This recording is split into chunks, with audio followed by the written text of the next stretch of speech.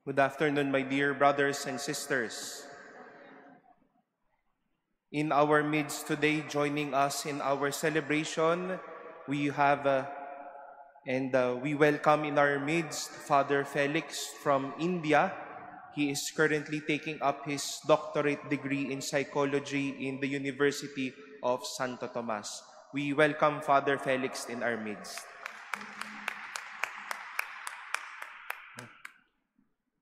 When we wish to translate or interpret the word entertainment in Tagalog, one of the few suggested interpretations or translation is the word libangan.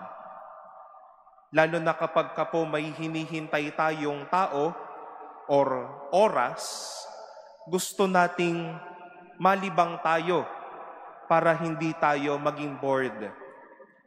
If you wish to make the most out of our time, we see it that will be entertained, maybe with the use of our gadgets, with talking to others, so that none of our time will be wasted. We listen to music, we eat, we talk, we walk, we exercise, name it. Para lang maaliw tayo, gagawa tayo ng mga paraan na makakalibang sa atin. But then something is wrong, something is not anymore good when we are entertained too much. Kapag nalibang tayo, may lilipas na oras o di kaya baka may mga dapat gawin na hindi na nagawa dahil nilibang na natin ang ating sarili. Jesus described how were the people during the time of Noah and Lot. They were busy doing things, or shall we say, they've been doing things that will entertain themselves. And let's name it. They were eating, drinking, giving, marrying, and giving in marriage, and so on. And while these things were happening, the flood came and destroyed them. Fire and brimstone came and destroyed them. Masyado silang nalibang na hindi na nila nabigyan ng oras ang maghanda at ang maging tapat sa kanilang mga gawain.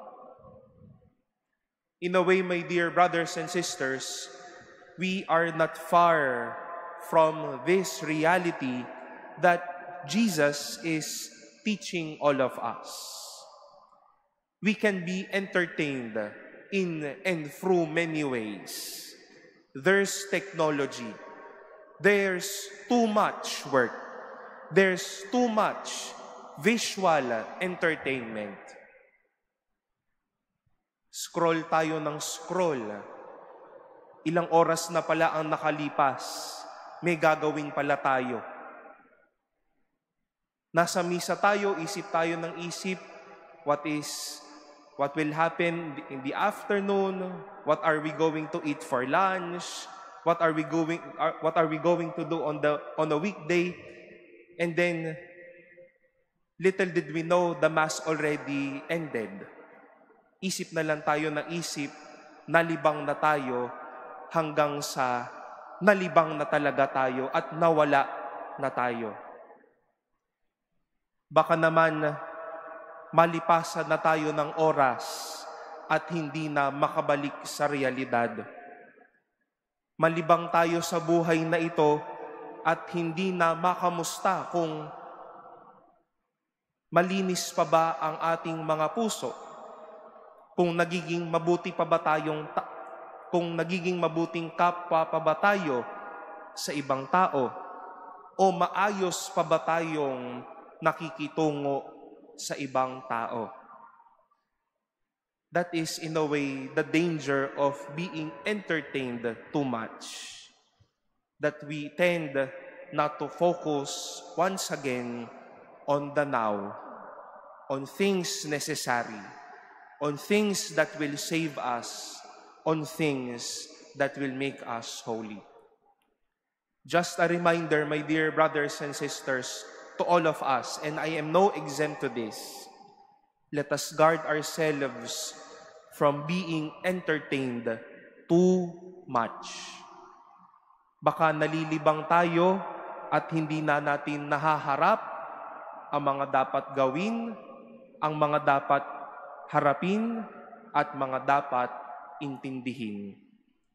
Let us be conscious in life, but also let us be conscious on what God would really want us to do.